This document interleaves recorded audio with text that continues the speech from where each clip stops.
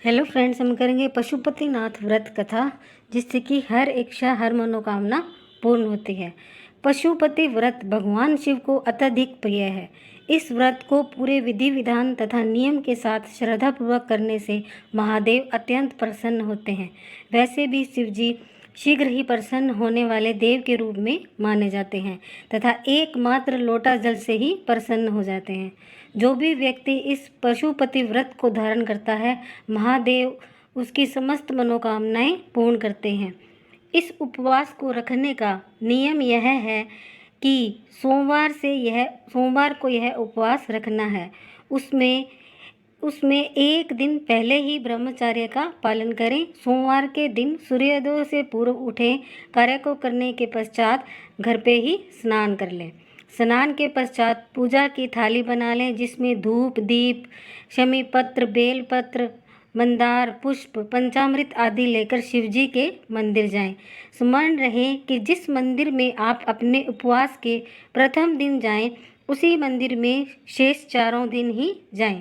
शिव मंदिर जाकर घी का दीपक जलाएं। यदि हो सके तो मिट्टी का अथवा आटे का दीपक भी बना सकते हैं। यदि हो सके तो शिवलिंग के आसपास की सफाई जरूर रखें। शाम के समय पुनः मंदिर जाएं।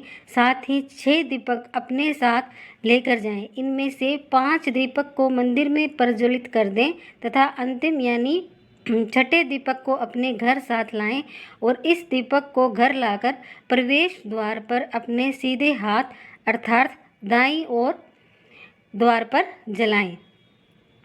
उसके बाद जो मिष्ठान आप मंदिर लेके गए थे, इस मिष्ठान को 3 भागों में बांट लें और 2 भागों को मंदिर में ही भोग लगा दें तथा तीसरे भाग को घर पर लाकर शिव जी को भोग लगाकर प्रसाद रूप में ग्रहण करें।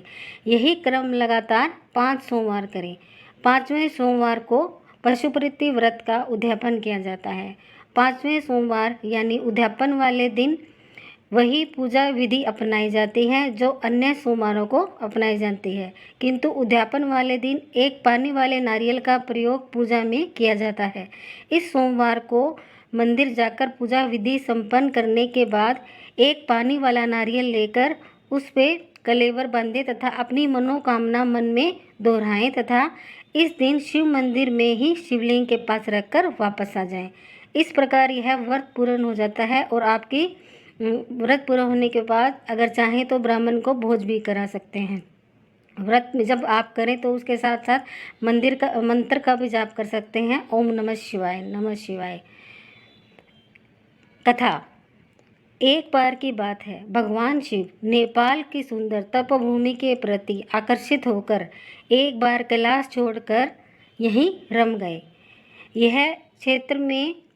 इस क्षेत्र में वह 3 सींग वाले मृग चिकारा बनकर विचरण करने लगे।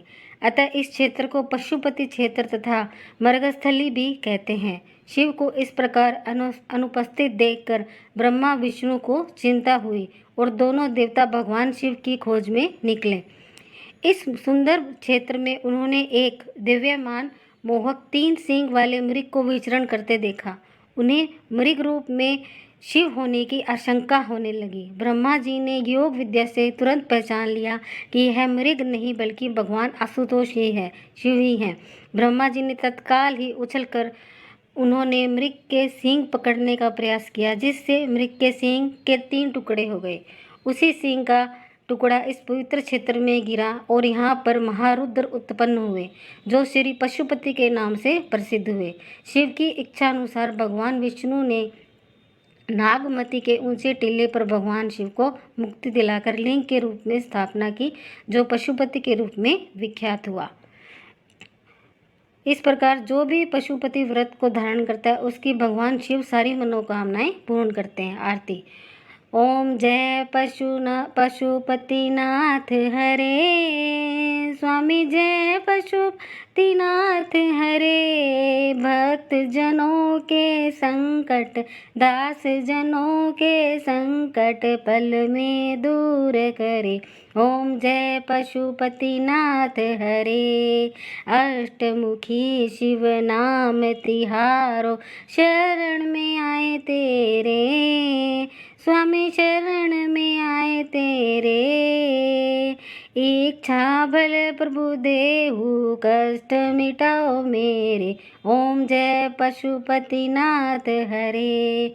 शिवना तट पर आप विराजे पूजे नर नारी। निस दिन तुमको ध्यावत भगतन हितकारी। ओम जय पशुपतिनाथ हरे। तुम हो जग के स्वामी शंभु अन्न धन के धरता। स्वामी अन्न धन के भरता। अष्टमुखी त्रिपुरारी जग नग के हरता। तन मन धन सब अर्पण आरती बोले गाए। तुम हो दया के सागर द्वार तुम्हारे आए। ओम जय पशुपतिनाथ हरे। ओम नमः शिवाय।